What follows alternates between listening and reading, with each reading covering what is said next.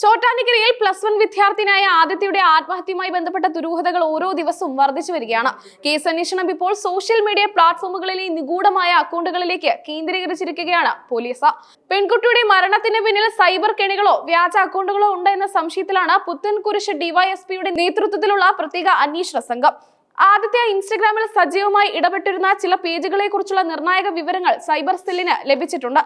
Black വേനം എന്ന Instagram പേജാണ് ഈ കേസിൽ ഇപ്പോൾ പ്രധാന നിഴലായിരിക്കുന്നത്. ആദിത്യ ഈ പേജ് സ്ഥിരമായി ഫോളോ ചെയ്തിരുന്നു. കൊറിയൻ മോഡലുകളുടെയും പോപ്പ് താരങ്ങളുടെയും ചിത്രങ്ങൾ പങ്കുവച്ചിരുന്ന ഈ അക്കൗണ്ടിന് പിന്നിൽ ആരാണെന്നുള്ള അന്വേഷണം ഊർജിതമാണ്.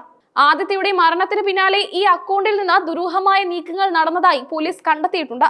മരണവാർത്ത പുറത്തു വന്നതിന് പിന്നാലെ ബ്ലാക്ക് വെനം പേജിലെ ഫോളോവേഴ്സ് കൂട്ടത്തോടെ അൺഫോളോ ചെയ്ത് പോയിരിക്കുകയാണ്. ഇത് തെളിവ് നശിപ്പിക്കാനുള്ള നീക്കമാണോ എന്ന് പോലീസ് സംശയിക്കുന്നു. ഈ അക്കൗണ്ടിന്റെ ലോഗിൻ വിവരങ്ങളും മറ്റ് സാങ്കേതിക വിവരങ്ങളും സൈബർ പോലീസ് ശേഖരിച്ചിട്ടുണ്ട്. 30 പേരായിരുന്നു ഈ ഗ്രൂപ്പിൽ സജീവമായി ഉണ്ടായിരുന്നത്. എന്നാൽ ഒരാൾ തന്നെ വിവിധ വ്യാജ ഐഡികൾ ഉപയോഗിച്ച് ഗ്രൂപ്പ് നിയന്ത്രിച്ചിരുന്നു എന്ന കാര്യവും പരിശോധിക്കുന്നുണ്ട്. കഴിഞ്ഞ ജനുവരി 27-നായിരുന്നു കേരളത്തിൽ നടുക്കിയ മരണം സംഭവിക്കുന്നത്.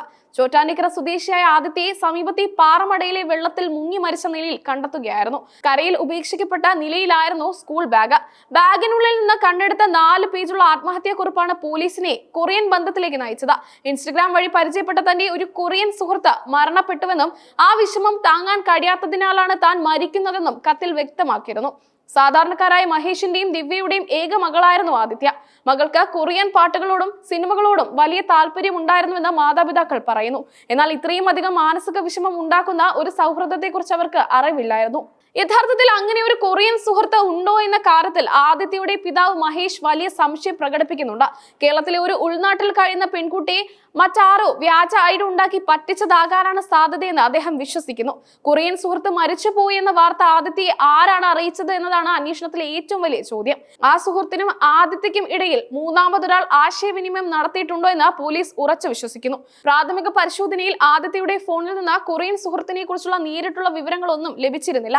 മെസ്സേജുകൾ ഡിലീറ്റ് ചെയ്യപ്പെട്ടതാണോ എന്നറിയാൻ ഫോൺ ഇപ്പോൾ തിരുവനന്തപുരത്തെ ഫോറൻസിക് ലാബിലേക്ക് അയച്ചിരിക്കുകയാണ്.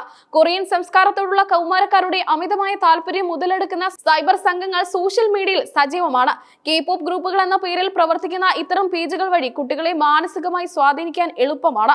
ആദ്യത്തെ ഫോളോ ചെയ്തിരുന്ന അക്കൗണ്ടുകൾ കൈകാര്യം ചെയ്തിരുന്നവരുടെ മൊബൈൽ ടവർ ലൊക്കേഷനുകൾ പോലീസ് പരിശോധിക്കുന്നുണ്ട്. കേരളത്തിന് പുറത്തു നിന്നുള്ളവരാണോ ഈ അക്കൗണ്ടുകൾക്ക് പിന്നിലെന്ന് ഉടൻ വ്യക്തമാകും. സ്കൂൾ സുഹൃത്തുക്കളോ പരിചിതരോ ആരെങ്കിലും തമാശയ്ക്കായി ഉണ്ടാക്കിയ വ്യാജ ഐഡി ആദിത്യയെ മാനസികമായി സമ്മർദ്ദത്തിലാക്കിയതാണോ എന്നും SIT അന്വേഷിക്കുന്നുണ്ട്. സൈബർ ബുള്ളിങ് ഈ കേസിൽ നടന്നോ എന്ന് കണ്ടെത്തുകയാണ് ലക്ഷ്യം. മകളുടെ വിയോഗത്തിൽ തകർന്നുപോയ മാതാപിതാക്കൾ നീതിക്കായി കാത്തിരിക്കുകയാണ്. ആദിത്യയുടെ ആത്മഹത്യ ഒരു ഒറ്റപ്പെട്ട സംഭവമല്ലെന്നും ഇതിനു പിന്നിലെ ചതിക്കുഴികൾ പുറത്തു കൊണ്ടുവരണമെന്നുമാണ് നാട്ടുകാരുടെ ആവശ്യം. കൊറിയൻ സുഹൃത്തിന്റെ മരണം എന്ന കഥ വിശ്വസിപ്പിച്ച് ആദിത്യ ആത്മഹത്യയിലേക്ക് പ്രേരിപ്പിച്ചത് ആരായാലും അവരെ നിയമത്തിന് മുന്നിൽ കൊണ്ടുവരുമെന്ന് പുത്തൻകുരിശ് പോലീസ് അറിയിച്ചു. ഇൻസ്റ്റഗ്രാം ചാറ്റുകൾ തിരിച്ചെടുക്കാൻ കഴിഞ്ഞാൽ കേസിൽ വഴിത്തിരിവുണ്ടാകും. കൗമാരക്കാർ സോഷ്യൽ മീഡിയയിൽ ചെലവഴിക്കുന്ന സമയം അവർ ഇടപെടുന്ന ഗ്രൂപ്പുകളും മാതാപിതാക്കൾ കൃത്യമായി നിരീക്ഷിക്കണമെന്ന മുന്നറിയിപ്പും ഈ സംഭവം നൽകുന്നു. ഡിജിറ്റൽ ലോകത്തെ ചതിക്കുഴികൾ എത്രത്തോളം മാരകമാകാം എന്നതിന്റെ ഉദാഹരണമാണിത്.